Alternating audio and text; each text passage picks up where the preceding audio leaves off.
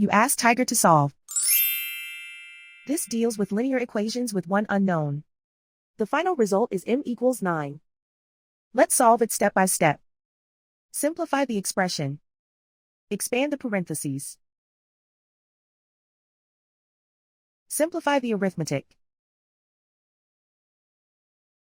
Group all constants on the right side of the equation.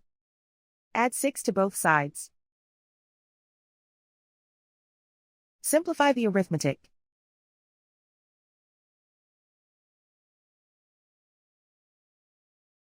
Isolate the m.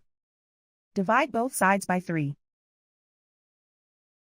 Simplify the fraction. Find the greatest common factor of the numerator and denominator. Factor out and cancel the greatest common factor. And so the final result is m equals 9.